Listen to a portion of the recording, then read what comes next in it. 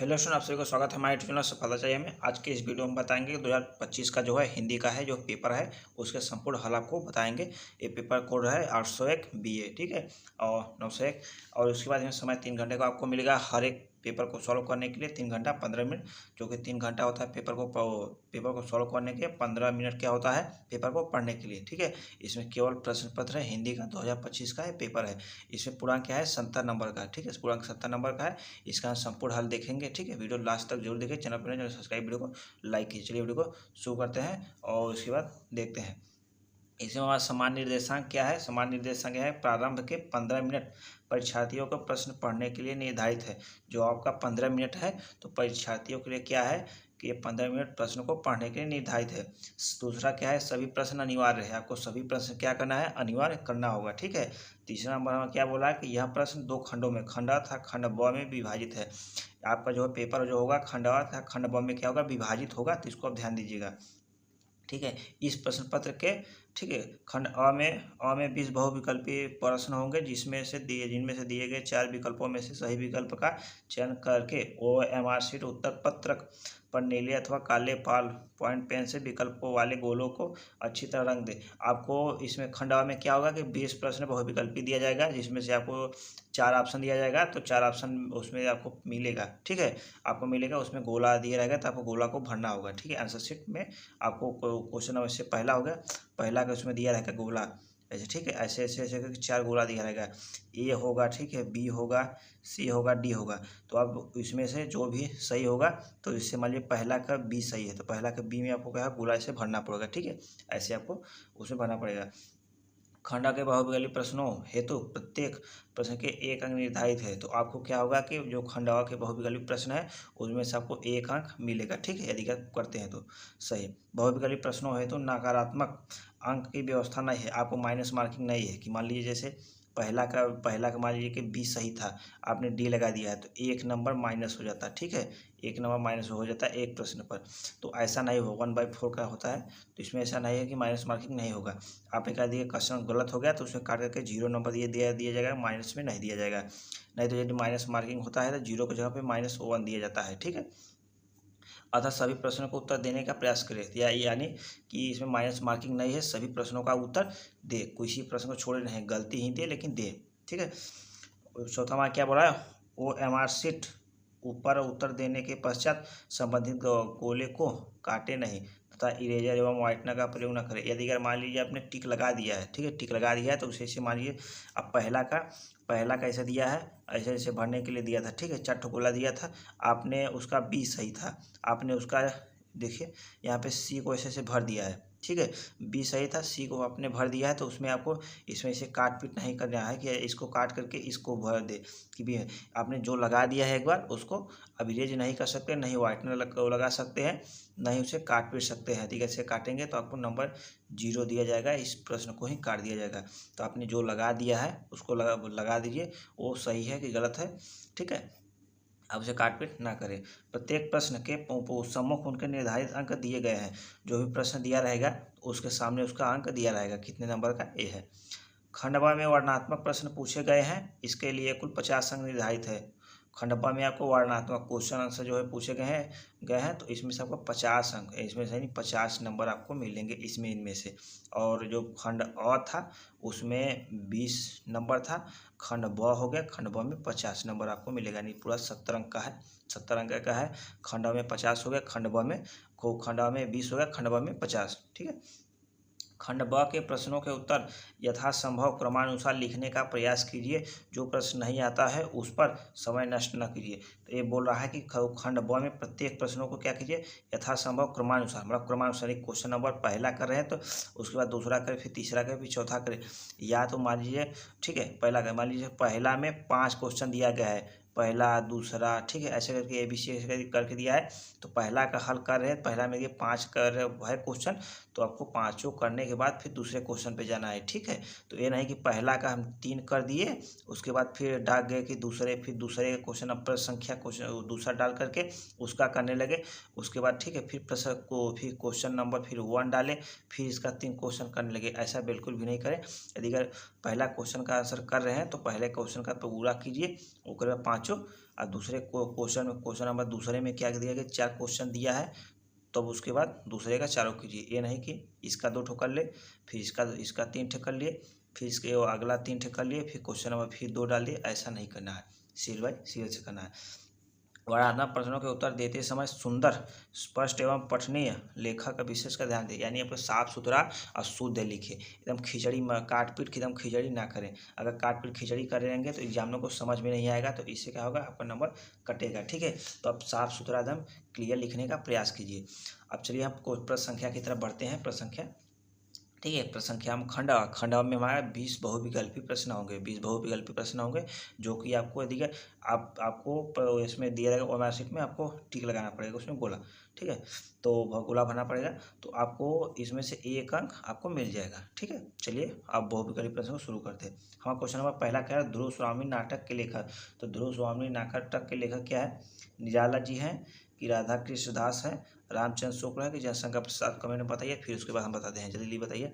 और हमारा जो है टारगेट, ठीक है, इस वीडियो में हमारा टारगेट क्या है, टारगेट है, ठीक है, टारगेट 100 लाइक का। ठीक है, 100 लाइक का, 100 लाइक का टारगेट है। तो अब 100 लाइक करेंगे तो फिर ठीक है अगला वीडियो हम बनाएंगे, अब अगला पेपर के लिए। ठीक है, तो आप कमेंट बताइए, आप कमेंट में बता चुके होंगे। तो अब हम बता रहे हैं कि इसका क्वेश्चन आंसर है बी, जयशंकर प्रसाद। जयशंकर प्रसाद क्या है, ध्रुव स्वामी नाटक के लेखक हैं। ठीक है, ध्रुव स्वामी नाटक के लेखक कौन है, जयशंकर प्रसाद। अब याद के लिए पेपर में आ सकता है। ठीक है, क्योंकि 2025 का है, वो क्या करता है, रिव्यू आता है। ठीक है, तो 2026 में आने की संभावना बहुत ज़्यादा है, तो आप लोग याद कीजिए लगातार क्वेश्चन को। ठीक है, जो भी हम बता रहे हैं सभी प्रश्नों को आप धीरे धीरे याद कीजिए, कंठस्थ करे रहेंगे तो आगे आपको काम ही देगा। अब वहाँ क्वेश्चन नंबर 2 क्या बोला है कि प्रेमचंद का विशेष महत्व किस रूप में है। ठीक है, बोला है मुझसे प्रेमचंद जी का विशेष महत्व किस रूप में है, आप बताइए कमेंट में। ए उपन्यास का, कि कवि है, कि बी निबंध का, कि डी नाटककार, आप बताइए। ठीक है, मुझसे प्रेमचंद का विशेष महत्व किस रूप में है, नाटक में। क्या है, नाटक का, डी उसका सही आंसर है। क्या है, डी उसका सही आंसर है। विशेष महत्व प्रेमचंद जी का क्या है, नाटककार में, नाटककार थे। ठीक है, अब क्वेश्चन नंबर हमारा तीसरा क्या बोल रहा है कि रानी केतकी की कहानी के लेखक। अब बताइए कि रानी केतकी की कहानी के लेखक कौन है। तो रानी केतकी की बंग महिला, ईसा खां, प्रेमचंद, मोहन राकेश। आप कमेंट में बताइए, जल्दी बताइए, जल्दी बताइए आप कमेंट में, रानी केतकी कहानी के लेखक कौन है, जल्दी कीजिए। अब हम बताते हैं कौन है। बंग महिला ये नहीं है, मुंशी प्रेमचंद ये नहीं है। ठीक है, नाटककार है सब है। ठीक है, ईसा खां लगभग ये भी नहीं है। क्या है, मोहन राकेश। रानी केतकी कहानी के लेखक कौन है, मोहन राकेश रानी केतकी कहानी के लेखक है। ठीक है, क्वेश्चन नंबर चौथा क्या है, निम्नलिखित में से गद्य की एक विधा नहीं है। अब बताइए, गद्य की एक विधा नहीं है, जल्दी कमेंट में। महाकाव्य, नाटक, उपन्यास, एकाकी, डी। अब बताइए कौन नहीं है बताइए। महाकाव्य, चौथे का ए क्या है, महाकाव्य। निम्नलिखित में गद्य की एक विधा नहीं है। महाकाव्य जो है गद्य की विधा नहीं है। उपन्यास है, एकांकी है, नाटक है। ठीक है, और उसके बाद क्वेश्चन नंबर 5, परीक्षा गुरु उपन्यास के लेखक। आप बताइए कि परीक्षा गुरु उपन्यास के लेखक कौन है, बताइए। यशपाल, डॉक्टर राजेंद्र प्रसाद, श्रीलाल शुक्ल, श्रीनिवास दास। ये हमारे पेपर में आया था। ठीक है, परीक्षा गुरु के उपन्यास के लेखक, जो हम जब भी कक्षा 10 में थे, क्लास 10th में थे ना, तो हमारे में ये क्वेश्चन आया था पेपर में। ठीक है, हमने सही से भी किया हुआ था। आप बताइए कमेंट में क्या है, लाला श्रीनिवास दास क्या है, परीक्षा गुरु उपन्यास के लेखक। ठीक है, परीक्षा गुरु क्या है, एक उपन्यास है, और उसके लेखक क्या है, लाला श्रीनिवास दास। आप याद करते जाइए। ठीक है, याद करिए, ये जो है एग्जाम में आ भी सकता है। ठीक है, इसमें से आपको मान लीजिए इसमें से 30% गारंटी है, 30 से 40% की अगले पेपर में आता है, पिछले पेपर से। ठीक है, रामचंद्रिका के लेखक के रचनाकार, रामचंद्रिका के रचनाकार कौन है, बताइए कमेंट, जल्दी बताइए, फिर हम बताते हैं। देव, भूषण, केशव, मतीराम। देव ये नहीं हो सकते हैं, भूषण ये भी नहीं हो सकते हैं, मतीराम लगभग नहीं, केशव बी। ठीक है, केशव। रामचंद्रिका के रचनाकार कौन है, केशव। ठीक है, क्वेश्चन नंबर 7वां हमारा क्या बोल रहा है, तार, ठीक है, तार सप्तक में कितने कवियों की रचनाएं संकलित है? तार सप्तक में कितने कवियों की रचनाएं संकलित है? बताइए, कमेंट में बताइए, कमेंट में बताइए। क्या है? 4, 10, 100, 7, ये सही है।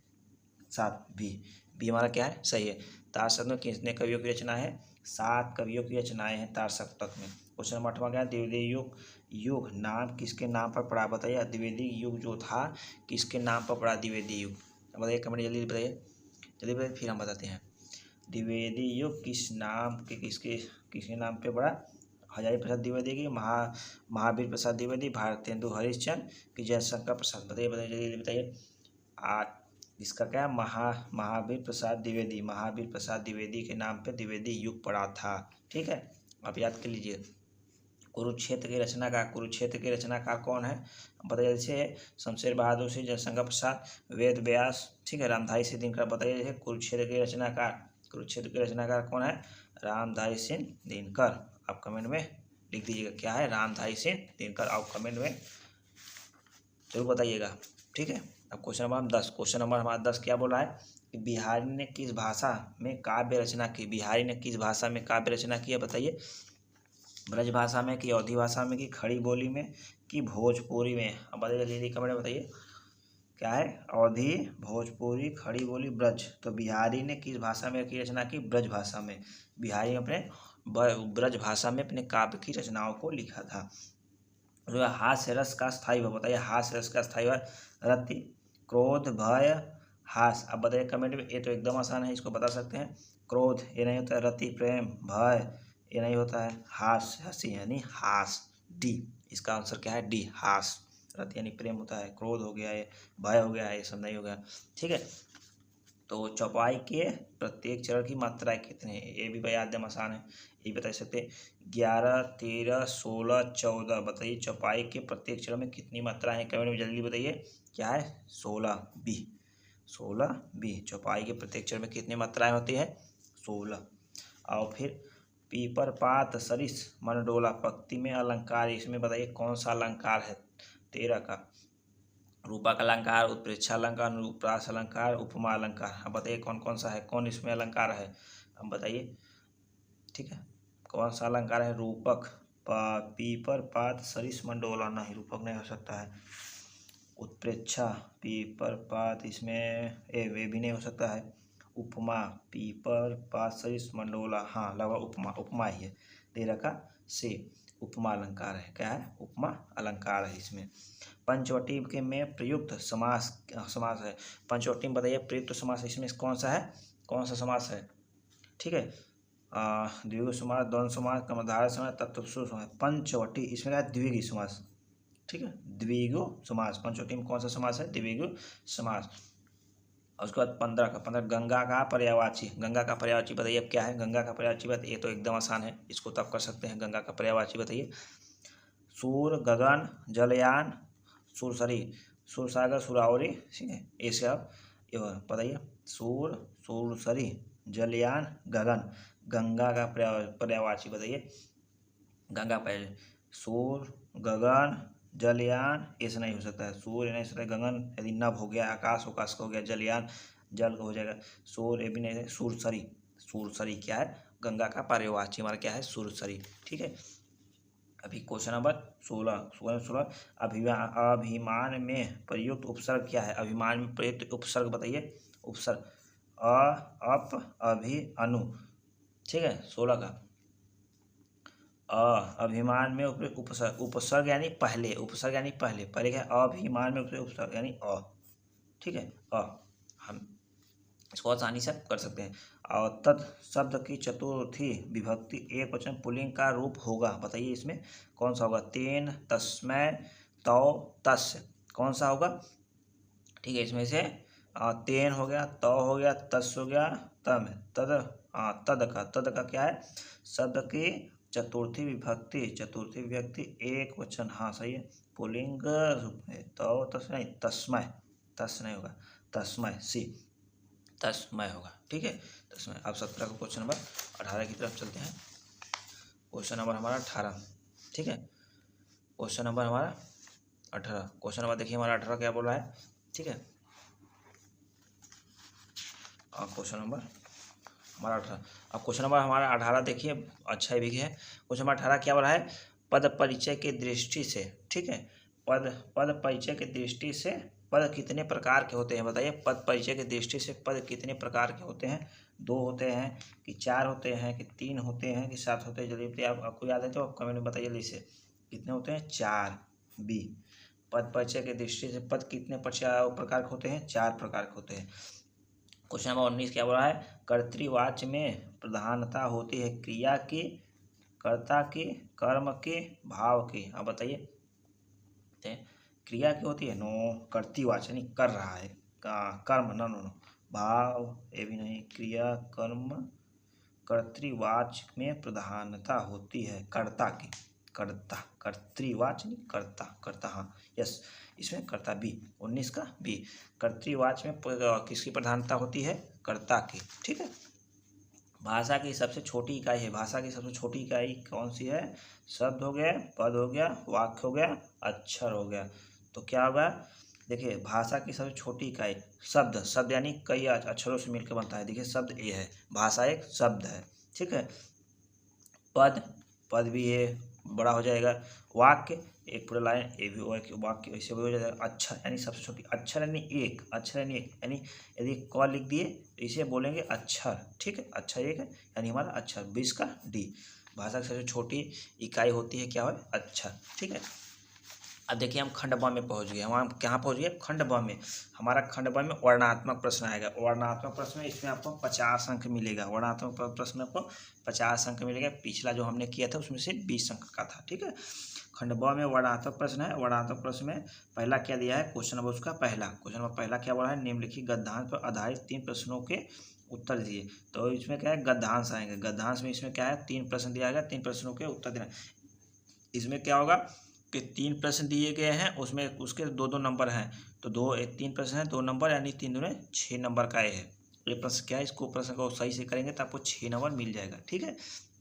6 नंबर। इसमें क्या होगा कि ना, एक पैराग्राफ दिएगा। देखिए, यहाँ से और ये यहाँ से यहाँ तक एक पैराग्राफ है। ये पूरा पैराग्राफ है। इसी पैराग्राफ से आपको प्रश्न पूछा जाएगा। इसमें क्या है? तो प्रयुक्त गद्यांश का संदर्भ है। देखिए, तो पहले आपको संदर्भ लिखना है, यानी संदर्भ यही लिखना है कि इस पाठ से लिया गया है, इसके लेखक का नाम क्या है, ठीक है। अब यार इसको यही एक लिखना पड़ेगा। और उसमें हमारे देश का प्राण क्या है? तो अब इसमें से आपको पढ़ करके इसका उत्तर देना पड़ेगा, ठीक है। हमारे देश का प्राण क्या है, तो इसको आपको पढ़ना पड़ेगा। इसको पढ़ेंगे तो अब इसको रेखांकीय अंश की व्याख्या कीजिए। ये देखिए, ये जो 2 प्रश्न होते हैं ना, एक कॉमन होते हैं। देखिए, ये कॉमन होते हैं, ये दोनों प्रश्न कॉमन हुए। एक तीसरा प्रश्न ए वाला, बस एक प्रश्न में बदला हुआ रहता है ना, तो ये प्रश्न दोनों कॉमन होते हैं, ठीक है। दोनों कॉमन होते हैं। आगे बताएंगे क्यों कॉमन हो, एक कॉमन हमने क्यों बताया था, आगे आपको पता चलेगा। इसमें से 2 प्रश्न आपको दिया रहेगा अथवा करके, या तो आप एक इसको करिए या तो आपको इसको करिए, दोनों से आपको चूज करके एक ठो करना होगा, ठीक है, एक ठो करना होगा। इसमें से देखिए, वही आप गद्यांश संदर्भ लिखिए, रेखांकीय अंश की व्याख्या कीजिए, मनुष्य दुख क्यों भोगता है। तो ये देखिए, ये दोनों समान मिल रहा है ना। अभी बस एक प्रश्न जो है बदल रहा है, तो सिर्फ एक प्रश्न आपको बदलेगा, 2 प्रश्न समान रहेगा सभी में, ठीक है। अब हम आगे बढ़ते हैं। आगे देखिए हमारा क्या है, ठीक है। आगे देखेंगे तो आगे क्वेश्चन नंबर हमारा 2 क्या बोल रहा है, ठीक है, कि दिए गए पदांश पर आधारित 3 प्रश्नों का उत्तर दिए। याद इधर हमारा क्या था? गद्य का था। अब इधर हमारा क्या आ गया? पद का हो गया, ठीक है। गद्य का पद यानी कविता विता हो गया। तो इसमें से 3 प्रश्न पूछे जाएंगे, 2-2 नंबर का होंगे, 6 नंबर उसको इसका भी मिलेगा आपको, क्वेश्चन नंबर 2 का, ठीक है। तो क्वेश्चन नंबर 2 में क्या है? एक आपको देखिए कविता दिया गया है, ठीक है, एक ऐसे का दिया रहेगा। तो इसमें से देखिए आपको यही क्वेश्चन वही क्वेश्चन देखिए पूछा गया है, ठीक है। ऊपर एक पदार्थ का संदर्भ लिखिए, यानी किस चैप्टर से लिया गया है, ठीक है, किस चैप्टर का है, और इसके कवि का नाम लिखिए, ठीक है। एक पदार्थ में मधुकर शब्द किसके लिए प्रयुक्त किया गया है। देखिए, एक प्रश्न देखिए इसमें से बदला है। अब देखिए ये वाला, देखिए रेखांकीय अंशों की व्याख्या, ठीक है, यानी रेखांकीय अंशों की व्याख्या। आप जो इसमें देखिए रेखांकीय अंश से खींचा रेखा है ना, तो इनका आपको व्याख्या करना पड़ेगा। इसको हिंदी में अच्छे से आपको लिखना पड़ेगा, ठीक है, रेखांकीय अंश की व्याख्या। तो आपका 2 प्रश्न होता है, ठीक है, 2 प्रश्न होता है कुछ सेम होता है और यहीं एक तीसरा प्रश्न होता है जो कि एक अलग होता है। ठीक है, वहीं आपको इसमें भी अथवा करके दिया गया है अगला प्रश्न। देखिए अगला प्रश्न अथवा करके इसमें भी दिया गया है, तो आपको इसमें से यही बेनिफिट होता है, प्लस पॉइंट होता है आपके लिए, बहुत ही अच्छा होता है कि 2 प्रश्न दिया रहता है आपको अथवा करके, आपको दोनों पॉइंट। इसमें भी वही है। देखिए आप देखिए ऊपर एक संदर्भ लिखेंगे, कवित्री ने किसकी समाधि अपने भावना को व्यक्त किया था, लिखाएंगे उसकी व्याख्या, लिखाएंगे उसकी व्याख्या करना पड़ेगा। और ये देखिए तीसरा प्रश्न क्या है, ये बदला हुआ है, तो आपको 2 प्रश्न आपको सेम रहेगा, तीसरा बदला हुआ रहेगा। चलिए हम क्वेश्चन नंबर 3 की तरफ चलते हैं। क्वेश्चन नंबर हमारा देखिए 3। ठीक है, क्वेश्चन नंबर 3, तो क्वेश्चन नंबर 3 हमारे में देखिए क्या है कि क्वेश्चन नंबर 3 क्या बोला है कि निम्नलिखित संस्कृत गद्यांश में से किसी एक का संदर्भ सहित हिंदी में अनुवाद कीजिए। इसमें भी देखिए वही प्रश्न जो आपने पीछे प्रश्न देखा है, मान लीजिए एकदम सेम वही, अब यही है संस्कृत से है। ठीक है, क्योंकि हिंदी में संस्कृत आगे पीछे रहता है, तो अब ये संस्कृत पार्ट से आ गया। ठीक है, इसमें से आपको देखिए यहाँ पे दिया गया है, और यहाँ पे अब इसमें से आपको क्या लिखना पड़ेगा, गद्यांश लिखना पड़ेगा। 21 चैप्टर से लिया गया है और उससे कवि का नाम क्या है, ठीक है, राइटर का। तो अब इसे किसी का संदर्भ सहित हिंदी में, आपको हिंदी में इसको अनुवाद करना पड़ेगा। संस्कृत में लिखा हुआ है, संस्कृत को आपको हिंदी में इसको आपस सिर्फ अनुवाद करना पड़ेगा, तो इसको कीजिए या तो इसको कीजिए। इसके लिए भी आपको 2 ऑप्शन दिया गया है। ठीक है, आगे हमारा क्या है, क्वेश्चन नंबर 4। क्वेश्चन नंबर हमारा 4। ठीक है, क्वेश्चन नंबर 4 का दिए गए संस्कृत पदनाम में से किसी एक का संदर्भ सहित अनुवाद कीजिए। इसमें भी देखिए यहाँ पे गद्यांश दिया था, जैसे उसमें हमने पीछे देखा था गद्यांश दिया था, उसके बाद यहाँ पे पद्यांश आ गया। ठीक है, देखिए यहाँ पे पद्यांश, ऐसे जैसे वो पिछले बार एक गद्यांश संस्कृत का है और पद्यांश संस्कृत का है। ठीक है, अब इसमें से पास वही है, संदर्भ सहित व्याख्या हिंदी में अनुवाद। आपको संस्कृत में इसका भी आपका किस चैप्टर से लिया गया है, किसका इस कवि क्या है। ठीक है, और इसको हिंदी में आपको अनुवाद, इसमें भी देखो आपको प्लस पॉइंट क्या मिला है, अथवा करके 2 ठो मिला हुआ है, तो इसको करिए तो इसको करिए। फिर हमारा क्वेश्चन नंबर 5। क्वेश्चन नंबर 5 में क्या होता है, आपने पठित खंडकाव्य के आधार पर दिए गए प्रश्नों में से एक प्रश्न का उत्तर लिखिए। तो आपको ये ज्योति जवाहर खंड, इसमें आपको लिखना पड़ेगा ज्योति जवाहर खंड, यहाँ पे ख हमारे लिए इसे यूपी, बिहार, झारखंड, हरियाणा, ये इधर पूरा ज्योति जवाहर खंड ही है। ठीक है, इसने राज्य में हमारा ज्योति जवाहर खंड है। तो आप क्या करेंगे, तो ज्योति जवाहर खंड के आधार पर उसके नायक है चित्र या चरित्र चित्र कीजिए। तो ज्योति जवाहर खंड का कथा वस्तु संक्षेप है, तो आप क्या करें, कथा वस्तु आप याद करिए, हमेशा आता है ये हमेशा। इसके लिए आपको 3 नंबर मिलेगा, इसके लिए आपको 3 नंबर मिलेगा। ज्योति जवाहर खंड का भी कथा वस्तु का संक्षेप में आपको याद कर लीजिए। ये प्रश्न पक्का आता है, हर साल आता है, हर साल। ठीक है, हर साल 100% आता है, प्रत्येक साल ये आता है। आपको 3 नंबर आपको दे के ही जाएगा। ठीक है, और यहाँ पे आइए आगे बस वहीं वाला है। क्वेश्चन नंबर 6 पे आते हैं। ठीक है, क्वेश्चन नंबर 6 पे, क्वेश्चन नंबर 6 हमारा क्या बोला, निम्नलिखित लेखकों में से किसी एक लेखक का जीवन परिचय देते हुए उनकी प्रमुख रचना। ये देखिए यहाँ क्या है, लेखक रामधारी सिंह दिनकर, जयशंकर प्रसाद, इनका क्या होगा, जीवन परिचय आपको लिखना पड़ेगा। जीवन परिचय लिख करके किसी एक प्रमुख रचना का जीवन परिचय लिखने के बाद इनके प्रमुख एक रचना लिख दिए। और देखिए जिनका लिखेंगे ना, हो सकता है पीछे जो हमने अपने बहुविकल्पी पढ़ा हुआ है इसमें से फंस जाए, अब रचना भी लिख सकते हैं उनका। ठीक है, तो आप क्या कीजिएगा, इसमें आपको एक प्लस पॉइंट हम बताते हैं, बेनिफिट आपको। यदि मान लीजिए रामधारी सिंह दिनकर हो गया, तो रामधारी सिंह दिनकर इसमें दिया गया है। यदि मान लीजिए आपको याद नहीं है, आपने रामधारी सिंह दिनकर का याद किया था, अब इस पेपर में नहीं आया है आपके रामधारी सिंह दिनकर का। ठीक है, तो उस टाइम आप क्या करेंगे, उस टाइम भी आप क्या करेंगे, पेपर को छोड़ेंगे नहीं, इस क्वेश्चन को, अब इस क्वेश्चन को छोड़ना नहीं है। आप रामधारी सिंह दिनकर हेडिंग डालिएगा, जीवन परिचय रामधारी सिंह दिनकर को यहाँ दे रहे क्वेश्चन नंबर 6 जीवन परिचय। फिर रामधारी सिंह दिनकर आपके पेपर में इसमें आया है, लेकिन आपके पेपर में नहीं आया है, यहाँ पे रामधारी सिंह दिनकर। फिर ठीक है, अब यहाँ पे लिखना शुरू करिए। ये नहीं कि मान लिया हमने रामधारी सिंह दिनकर को याद किया था लेकिन आया ही नहीं पेपर में, तो ऐसा आपको बिल्कुल भी नहीं करना है। ठीक है, आया नहीं है तो छोड़ना नहीं है, और वो आपको लिखना है रामधारी सिंह दिनकर का, अगर आया है तो, नहीं आया है तो एक का जीवन परिचय याद कर लिए और उन्हीं का आपको लिखना है, पेपर में आए और चाहे ना आए। ठीक है आपको इसे 5 नंबर मिलेगा, 3 नंबर जीवन परिचय का और 2 नंबर रचना का। वही वही चीज़ इसमें भी लागू होता है, ख में भी है। इसमें कवि का एक जीवन परिचय, या तो तुलसीदास या मैथिली शरण गुप्त या तो महादेवी वर्मा।